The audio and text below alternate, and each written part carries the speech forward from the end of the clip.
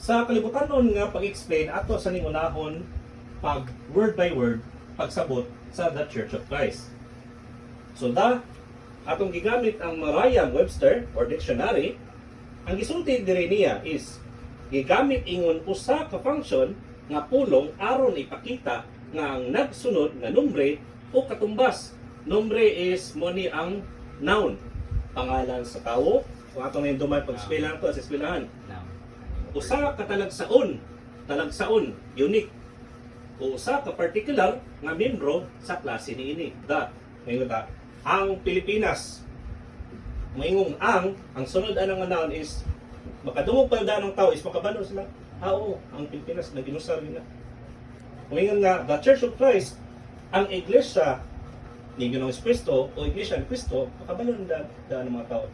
Mga iglesia is unique na siya para kay Kristo. So the son nga word is ang church. Ingon dire usa ka lawas o organisasyon sa relihiyosong magtotoo.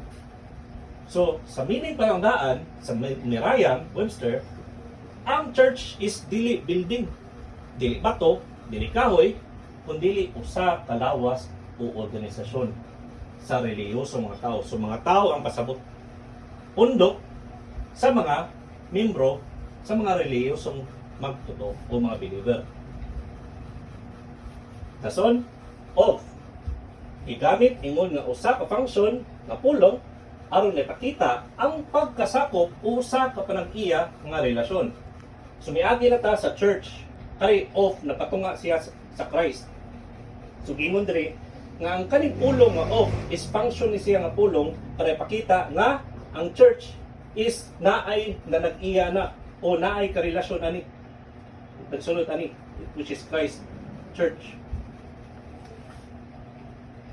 Ug ang last na word is Christ, ang gipaabot nga hari ug manluluwas sa mga Hudyo. So sa karang panahon wala pa si Kristo naabot, is ang mga Hudyo o ang mga Israelites is nagpaabot yun sa ilang manluluwas. Ang gusto nilang manluluwas puro military commander or general o presidente. Wala sila gi-expect nga ang hari nga muabot ni ay is ang Ginoo nga magpakataw.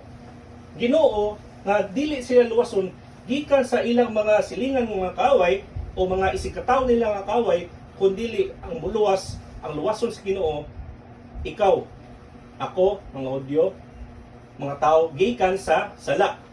Kaya ang kaaway dyan nato, ang sala, dili ang isig katawo na to. So muna ni ang explanation sa Merriam-Webster sa tagsa-tagsa ka words sa The Church of Christ. So the Church of Christ is nag-inusa, unique na siya. Magsugod ta sa usa ka verse ani nga na-mention yun ang iglesia ni Kristo. Kung ato ta sa Roma 16:16, pwede basahon niyo yung reference? Okay, Roma 16:16. Pangamustahanay kamo ang usa sa usa pinaagi sa balaan nga halo. Ang tanang mga iglesia ni Kristo nangumusta kaninyo. Salamat, Brad. So ani, pagpangumustahay kamo ang usa sa usa pinaagi sa balaan nga halo. So isig ka membro sa iglesia ni Kristo, magpangumustahanay na. Di lang ingon nga diri sa lokal, pareha sa diri Dunuan. Gidunuan na sa nako ay wala may permanente mga lugar. Sige. Pero mausap pag gini kung nanang permanente nga lugar gyud. Pero muna ha, the Church of Christ Dunuan, welcome day mo. So, magpangumustahay gyud ang usap-usap ka membro ug gani sa mga membro sa laing lokal. Sa mata karon nga dali na kayo, tawag na lang, cellphone sa tanay. So, Sige. dili kita karason nga dili ta makapangumustahan sa itong mga yeah. Membro. Si Kaigsoon, ang tanan nga mga iglesia ni Kristo nangumusta kaninyo. Ngano ako mining gipili siya nga verse gyud sa pag-emphasize sa iglesia ni Kristo. Ngano man, may challenge ko sa mga uban nga mga kaiglesiyahan na mapaila nga sila mo iglesia. Sa Catholic Church, Baptist Church, Methodist Church, tindaghan na pang iglesia. Pero atong basahon ang Banal Biblia, is ang mabasa dyan nato nga specific nga pangalan o nag-mention sa iglesia sa Ginoo kay iglesia ni Kristo. Ang tanang mga iglesia ni Kristo nangumusta kaninyo na sa Roma Kapitulo 16, versikulo 16. Kason, nga verse. Tagda ninyo ang inyong kaugalingon o ang tibuok panon. Magtinagdanay jud kita. Nga niini ang Espiritu Santo mao ang naghimo kaninyong mga magbabantay sa pagtagad sa iglesia sa Ginoo nga iyang nabatunan pinaagi sa iyang kaugalingong dugo. O, iglesia sa Ginoo malagi, di malagi iglesia ni Kristo. Kung sa may naitabo, atong ililahon kung kinsa ni Ginoo. No? Ano previous oh? Ang previous Kristo. Kadua iglesia. Dire, iglesia sa Ginoo. Nga iyang nabatunan, nga iyang napalit, sa lain terms sa nabatunan is napalit, pinaagi sa iyang kaugalingong dugo. So na makita natin na siya, ang nagsuryalis is si Pablo, Apostol Pablo. Makita natin sa buhat or Acts chapter 20 verse 28. Ani ang next verse is nagasupport ani sa iglesia sa Ginoo. Atong basahon ning iyang nabatunan pinaagi sa iyang kaugalingong dugo. So naay diri ni padana kog dugo para mapalit ang iglesia.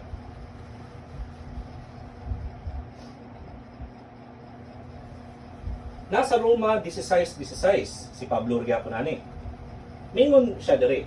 Apan ang Dios nagapadayag sa iyang gugma alang kanato pinaagi niini nga bisan sa mga makasasala pa kita si Kristo nagpakamatay alang kanato.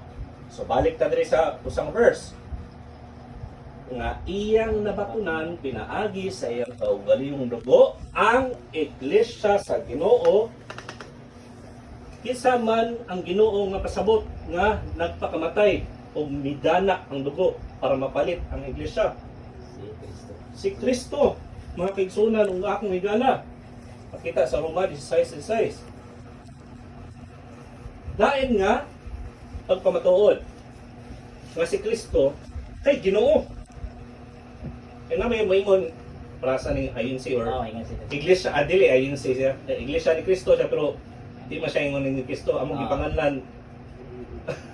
Denver, nga kan, iglesia ni Manalo. Okay, si Manalo man ang ginasunod ko, dili mo yung pulong si Ginoo, so siya gabuot. Kay para niya, si Kristo is tao na yun. Dili siya Ginoo. Para na ito, mamatay ta? Wala na. Mamatay gahom. So makita na to sa Juan, Kapitulo 1, versikulo 1 hangtod 2 o 14, sa sinugdan, mao ang pulong. Kung pulong, nag-mention mapulong. O ang pulong, uban sa Dios. Upod sa Dios. O ang pulong, mao ang Dios. So word, kay ang Ginoo pod. Hindi sa sinugdan, kauban sa Dios. So ang pulong, sa sinugdan palang daan, kuyog na sa Dios, upod na sa Dios. Kung ambak sa 14 sa 1, Kapitulo 1, o ang pulong na himong tao. Oh! Pulong na himong tao. O kaning pulong nga sa sinugdan, nagkuyog na sa Dios, o ang pulong mao ang Dios. O ang pulong na himong tao, o ipon kanamo, mipuyo siya nga puno sa grasya ug sa kamatuoran. Ug among nakita ang iyang himaya ug glory, ang himaya nga ingon sa pagkadawaton sa bugtong anak gikan sa amahan. So kining tawhana nga pulong nga nahimong tawo, nga siya Ginoo nga nahimong tawo, anak po na siya, bugtong anak, only son sa amahan sa langit. Ang sulti anak si Juan. Makita na to sa Gospel according to John chapter 1 verses 1 to 2 and 14. Balik ka sa Genesis. Ang Genesis is pasabot ang sinugdan. Sinugdan. Wala pa'y kalibutan nakasulatan na dito ang sinitabo. Hantod nga nahimo na ang kalibutan ug tanang mga butang. Genesis chapter 1 verse 26. Brad, Okay, Genesis Kapitulo 1, versikulo 26, nagaingon, "Og miingon ang Dios, buhaton nato ang tawo sumala sa atong dagway, ingon sa kasama nato. Og magabuot sila sa mga isda sa dagat, og sa mga langgam na sa kalangitan, og sa mga kahayupan, og sa tibuok nga yuta, og sa tanan nga nagkakamang sa ibabaw sa yuta." daghan kayong salamat, Brad.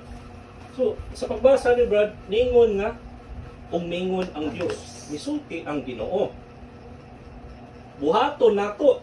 Oh, Diyos, usa, kung isulting nato, kinsa yung kasturya? Buhaton nato ang tawo sumala sa atong dagway. So nato, atong dagway, ingon sa kasama nato. Nato.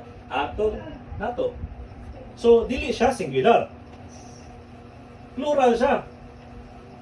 Kinsa may ang kasturya nga makabuhat og mga butang-butang nga makahimo og tawo. Di ko anghel. Kung pa yung mabasahan nga anghel nakahimo og mga butang. Tinuod ang mga anghel kung mabasa ta sa balang Biblia is suguon sa Ginoo, messenger. Tig-execute magdala sa daw. Pero wala jud tay mabasa sa Biblia. Ang usa ka anghel, ang lain nila na nga aside sa Ginoo nga makahimo og mga butang og mga tawo. Og mingon ang Dios, buhaton nato ang tawo sumala sa atong dagway ingon sa kasama nato. Og makabuot sila sa mga isda sa dagat, og sa mga langgam sa kalangitan, og sa mga kahayupan, og sa tibuok nga yuta, og sa tanan nga nagakamang sa ibabaw sa yuta. Dios usa nga mingon makistorya siya nato atong kasama nato. So ang Ginoo di ay is dili ingon nga singular. Tinod Ginoo pero tulo na siya kabo. Ang Amahan, ang Anak, ug ang Espiritu Santo. Silang tulo dili matawag nga mga Ginoo. Silang tulo is Ginoo. Pero tulo ka persona mangita taglain nga kuan proof kung sakto ba nang ato pag-interpret. Makita nato sa Marcos Mark chapter 1 verses 10 to 11. Ug sa iyang paghawas gikas tubig. Pamilyar kita ni. Bisag ikaw din mo pamilyar gani no? So, maghawas ba sa si Kristo? Gibautismuhan siya ni. Diha nakita niya nga nabukas ang kalangitan, niabli ang kalangitan. Ug sa ibabaw niya ang Espiritu Santo. Ang Espiritu mikunsad, mi-descend gikan sa langit, kay niabli ang langit, ni-descend ang Espiritu Santo nga naa siya sa form nga pati or kalapati. Hinaog. Niabli ang langit, hinaog ang kalapati. Paghawas ni Kristo gikan sa tubig o bautismo. O gikan sa langit miabot ang usa ka tingog nga nag-ingon, "Ikaw akong anak nga pinalangga. Kanimo may kalipay ako." So ug sa iyang paghawas gikan sa tubig is si Kristo ni. Ang Ginoo ni nga nagpakatawo. Ibabaw niya ang Espiritu mikunsad nga inupati, alapati. Espiritu, sumuna ang Holy Spirit nga minaog na makita as a form of kalapati. Duha na. Pulong nga mo si Kristo nga Ginoo nagpakatawo o ang Espiritu Santo nga naa sa form sa kalapati. Ikatulo, usa ka tingog nga nag-ingon, "Ikaw akong anak nga pinalangga. Kanimo may kalipay ako." Kinsa ni? Sa tingog. Ang amahan ni. Ngano makasulti mag-amahan? Tawag na ni anak. Di ba? Usa ka tingog nga nag-ingon, "Ikaw akong anak nga pinalangga." Ang gisultian niya si Kristo. kanimo may kalipay ako. So si Marcos, maton ani Marcos sa kapitulo 1, bersikulo 10 hangtod sa 11. Ngayon sa tubig bida. Kailan? Manang na sulti na may tubig sa Ngayon dala ng tubig. nana ko sa una magana pa sa puso. Mot dan taglaway bro no? Oh, man ako masulti ko na sa ita. Dapat jud daw klase mo dapat jud tubig. Sige, padayon na. Sige, sige. Laing pagpamatuod nga tulo ka persona ang Ginoo o ang Dios. For there are three. English ang gigamit nila kay sa mga Bisaya is di siya kompleto. So English na para kompleto. Kita kada yun. For there are three that bear record in heaven. Na tulo ka buok nga nag-record dito sa kalangitan. Ang Amahan, ang Pulong, ug ang Balaang Espiritu, Holy Ghost. And these three are one. Usa din sila. Ginoo, pero tulo ka persona. Pero dili nimo sila matawag nga mga Ginoo. So Ginoo rin siya, pero tulo. Ang Amahan, ang Pulong, ug ang Holy Spirit. So makita na to, these three are one. There are three that bear record in heaven. So makita na to sa unang Juan, kapitulo 1, versikulo 26.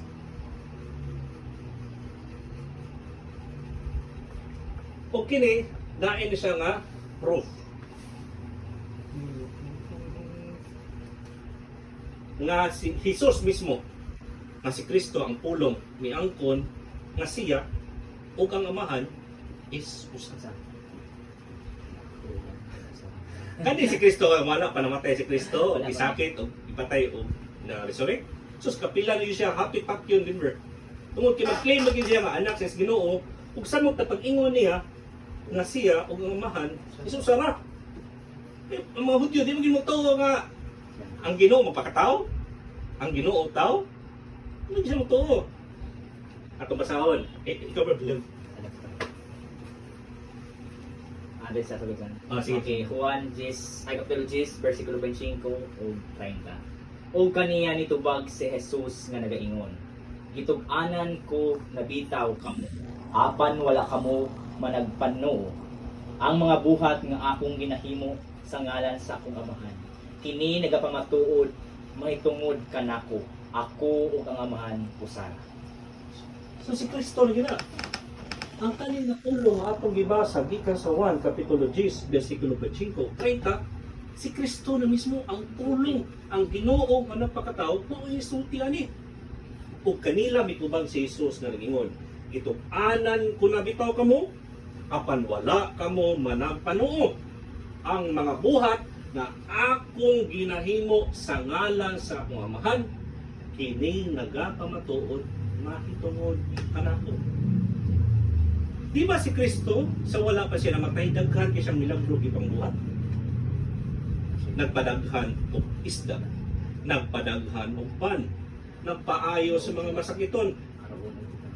Ang buta, nabalikan sa iyang mata. Napag-inborn na buta, nga natagan sa iyaha nga pananaw. Inborn. May ang paras karon, maingon di ba, buta to the inborn. Gipanganak ka nga sa mata nimo pero nabuta ka so pwede pa ang maoperahan na. Pero wala pa ko yung dunggan nga ang usa ka inborn nga tao is matagan og pananaw. So nitabo ato kung basa tas Bible na ginitabo nga ang inborn nga buta is natagan og iyang pananaw. Nga nagpasalamat kay siya sa Ginoo nga usan nga milagro ha ako nabatsagan. So, daghan kay miracle ang Ginoo. Kay dili ingon nga napasikat siya nga ako gamhanan ri ako Ginoo. Ituyo to sa Ginoo para pagpamatuod. Witness. Kay kung walay milagro ang mga Hudyo dili man jud motuo. Kinahanglan miracle. Kay tungod kay dili man sila motuo jud sa Ginoo kung may miracle. So mo inana ang unbelief sa usa ka tawo. Sing pangayog sinyalis. Dihatang ang sinyalis, hindi ko totoo. Sumama siya. Si Jesus sa gingon, itong ko kamo bitaw, nabitaw kamo. Apan wala kamo managpanoo ang buhat nga akong ginahimo sa ngalan sa pamamahan. Kini nagapamatuod, mahitungod ka nako. Ako o ang amahan usa. Kung ang usa ka tawo nga kalibutan usukian na usa ako ug amahan usa. Tawag magani ka, si Kristo may kabot 50 anyos, niya namatay. Unya, nitupong niya sa Ginoo nun. Nung kaedad niya sa Ginoo, mawalay edad ng Ginoo na di mo natawo, di ba? Huwag kamatayo ng Ginoo, kita ang tao, mamatay ta. Oh. Sa wala pa ganyang kalibutan, gihimo, nanada ang Ginoo. So wala siya kamatayon, eternal siya. So muna para sa uban, di gid siya tuo nga si Kristo, mao ang Dios.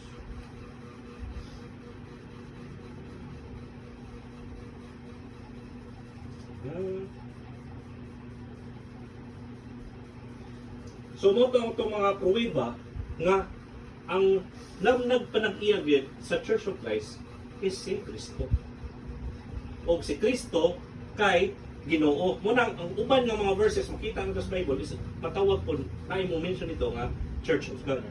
Pero kinsa man si Kristo, usa man siya sa Ginoo, usa sa tulo ka persona. So sa ato ang conclusion rate is the Church of Christ a name of a church? Ang pangalan nga Church of Christ is pangalan ba na siya sa iglesia? Ang tubag dili. Ngano man ato explain tarong. Ang Church of Christ kay dili na pangalan ko ni description. Sapol ka ni cellphone ako. Remember, kabalo kang cellphone ako nino? Kung si pangalan sa cellphone. ang pangalan sa cellphone is cellphone. Magkumangutan na tag unsa nga brand is Oppo. Pero kung akong pangalan ni cellphone ni Anthony. Pangalan ng cellphone ni Anthony, pwede dili. Oh. Dili. Kaya pangalan niya cellphone. Cellphone kay ang kani, ako ani. Pero wala na pasabot nga akong pangalan nga cellphone ni Anthony. Description na siya. Kani siya cellphone na is nabilong nako. Pero dili na pangalan. So, ang Church of Christ, atong, basahon dali, number 1, kinsa ang mitukod o nagposes, kinsa tag-iya sa iglesia. 2, kinsa ang mipalit nato. At sa atong nasabtan diri na, ang iglesia is mga membro sa iglesia building. So, grupo sa mga magtotoo, sa mga niluwas. Kinsa ang mipalit kanato nga mao ang iglesia, pinaagi siyang dugo. So si Kristo. Di ba? Kinsa ang mitukod, kinsa ang nanampanag-iya sa iglesia. Si kinsa ang mipalit sa iglesia, pinaagi siyang dugo. Ang tubag mo si Kristo. Therefore, ang iglesia kay gitukod o gipanag-iya o gipalit pinaagi ni Jesus. Jesus the Christ. Kaning Jesus the Christ. So, dili na niya apelido ang Kristo. Title na niya. Kaya moingon ka Christ is manluluwas. Iya ang title. So it is Christ Church or the Church of Christ. So gipanag-iya ni Kristo ang church, pero ang tag-iya is si Kristo. Muna, the Church of Christ is description, dili pangalan. So muna to atong Bible study karon. Mga salamat mga higala ug akong mga kaigsunan. So naduong na nato no unsa